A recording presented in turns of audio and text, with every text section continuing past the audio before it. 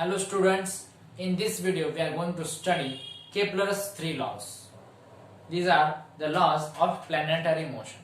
Johannes Kepler studied the observations made by Tycho Brahe and tried to fit it into some mathematical models. According to his first law, all the planets are moving in elliptic orbits around the sun with sun at its one of the foci of that ellipse. So in general we know in circle we have a center. Assume this is a circle, though it is not perfect shape. So at this center we were assuming that sun is at the center. In heliocentric model of Copernicus, sun is at the center and planets are revolving around this sun. But in terms of ellipse has two centers which we call as focus. So suppose F1 and F2. Here C is the center in terms of circle, and in terms of ellipse there are two focus, or in plural form we call it foci. So sun will be at one of its foci. This is the first law of planetary motion. Now before going to study the next law, what we will study is what is apogee, what is perigee. Suppose this is sun and earth is revolving in this orbit. So this is orbit of the earth. Then at some point the earth will be at its closest distance, and this closest distance is called as perigee. And the distance when the earth is from farthest distance in this orbit is called apogee. So this much distance is called apogee, and this is a perigee. Now if this is center is at earth and this is some satellite, maybe natural, that is only one satellite earth has, that is moon, or maybe artificial satellites, then we call these terms perigee and apogee. But if here is the sun, there is no earth, here is sun and earth is revolving or any other planet is revolving, then this point is called perihelion, and this point is called aphelion, because helion is related to sun, helion is related to sun, and these are the general terms, apogee and perigee. Now there is one more term which is called as eccentricity of the orbit. What is eccentricity? The eccentricity says that how much curved is the orbit. So the formula for eccentricity is given by E is equal to 1 minus B square divided by A square. So I will explain what is B, what is A and what is E. E is eccentricity basically. Now we can say that in circle, if you take any diameter, all the diameters will have the equal length. But if you look at this shape, this is ellipse. Suppose I take this, I take this, I take this. Now you can say that all diameters are not equal in size or equal in length. So what we will see is the largest diameter of the ellipse is called as major axis, and it is denoted, or its length is given by 2a. Okay. Now what is another? So we can calculate a from this. So it is largest distance. It is the distance from perigee to apogee, or perihelion to aphelion. Now what is B? Okay, I know what is A. So if 2a is major axis, then A is called as semi-major axis. This concept is also required to see the next law of planetary motion. So A is the semi-major axis.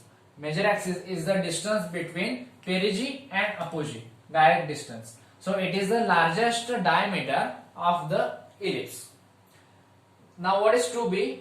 2b is the smallest diameter of that ellipse and it is perpendicular to the A, that is major axis, and it passes through midpoint of major axis. So this total distance will be twice b.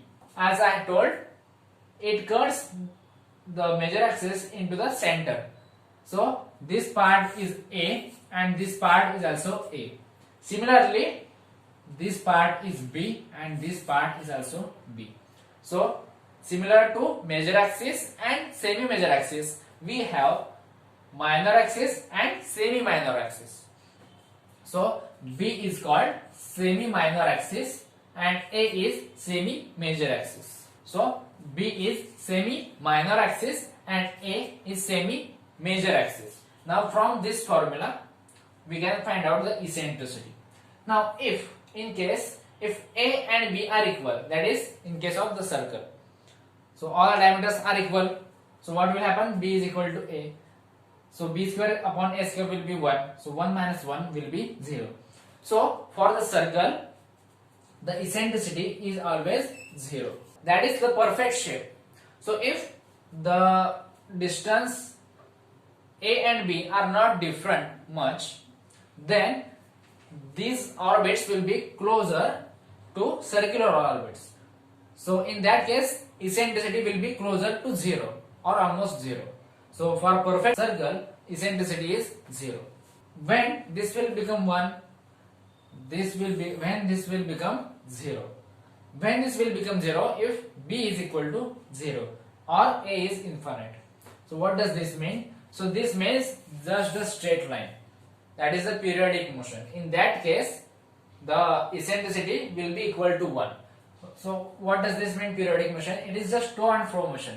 So particle moving from here to here, then again moves back to this point, again to this point, and this motion continues. In that case only we will have eccentricity is equal to 1, because in that case B is equal to 0. So this whole term will be 0 and this will be 1. So the motion of the planets is neither exactly circular or not exactly in the straight line. It is in such fashion. So eccentricity of any planetary motion is always lies between 0 to 1. It may not equal to 1, but it might be equal to 0, because in some cases, in rare cases, this is equal to 0. That is, we can get the perfect circle or very close to perfect circle. So it can be equal to 0, but it will never be equal to 1. Otherwise it will move through the sun. That is not possible. So most of the planets move in such orbit that the eccentricity is less than 0.5. But there are some comets which move in such orbit. Sun at this point, and they move in such a way. You know, Halley's comet, which returns in 76 years. That type of comets, we can say, in that case we can have eccentricity more than 0.5, or it may reach up to 0.8. But most of our planets will have eccentricity less than 0.5. You can check on the internet what is the eccentricity of all the planets on our planetary system. Now let's move towards the second law of planetary motion. The Kepler's second law says the time period of revolution of planet around the sun is directly proportional to its 3/2 power of the semi-major axis. So in terms of equation, I can write T is directly proportional to the A raised to power 3/2, or we can say the time square is directly proportional to the cube of semi-major axis. So we know what is A, that is semi-major axis. If we know the distance from perigee to apogee, we can find out 2A, that is major axis, and from that we can find out the semi-major axis. We can also find out the time period. So from the data of Tycho Brahe, Kepler has studied and he found this relation that time period square is directly proportional to the cube of semi-major axis. So what does this exactly mean? Okay, I will write it here at the top, and I will draw the diagram here again.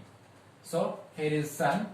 I will draw this bigger than all planets, and planets will be point size in this diagram. Suppose there is one planet moving in this orbit, then there is another planet moving in this orbit, then again another planet moving in this orbit, it may be Earth, then there will be another orbit, there will be another orbit. So there might be large number of orbits here. Here this orbit, first orbit, may have A1, this have A2, A3, A4 and A5. Suppose these are 5 orbits. Then the time periods required to this planet to revolve, one revolution depends on the time on the semi-major axis, that is A, in this way. So that is very obvious that because the planet is closer to Sun, it will obviously have more velocity, and the time required will be smaller because it has to travel very small distance as compared to this distance, and that's why the time period is also less, and this satisfies this relation. This is second law of Kepler. Now you can check out what is the exact relation using Newton's gravitational law. So at this time Newton's law was not developed, so he just know this relation, he does not know what is the constant, but you can calculate this using F is equal to Gmm upon r square, and you can equate this with mv square by r, and v is nothing but 2 pi r divided by t. The m is mass of the Sun, small m is mass of that planet, so that will get cancelled, and check what you will get. Okay. Now we will see what is the third law of planetary motion. Okay, so at this point here is Sun, very bright, and this is major axis. For third law we don't have to draw this, just drawn for simplicity. Okay, so what does the third law says? The third law says the planet sweeps equal area in equal interval of time. Okay, so I will repeat this sentence again. The planet sweeps equal area in equal interval of time. So what does this mean? So I will show in the figure. Suppose the planet here is at time t1, and I will draw here a position vector. So if I have to draw vector, I will draw this with arrow, or we can ignore this because we just want to see the area. And here is another time t2.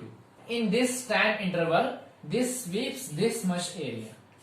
Okay, so what does this mean? Planet is moving in this fashion, anti-clockwise direction, and it is at this point, suppose A, at time t1, and it reaches point B at t2. Then this will cover this much area. Again, if I have to see here,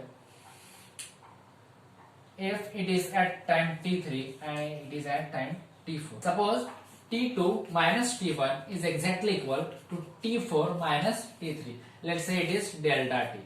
Okay. So in delta t time interval, according to this law, it sweeps this equal area. That is, this area and this area must be equal. Okay, suppose I take the larger time interval. Suppose I take this much. Okay, I will plot like this. So this is my area covered in, say, time t. And then I observed for this case, in t time, this will cover this much area, and according to Kepler's third law, this area and this area must be equal if this time interval is equal. So we can check this by our intuition, by our logic, that if the planet is close to the sun, then its velocity will be higher because force is higher, distance is very less, that's why force is higher, velocity is higher, and it covers large distance in this time. And as this is closer, it is such that the area will be equal to this area. As the planet is far away from the sun, the force is low, velocity is low, so it covers less distance. But still, it is such that the areas are equal. So this is the Kepler's third law. Thank you.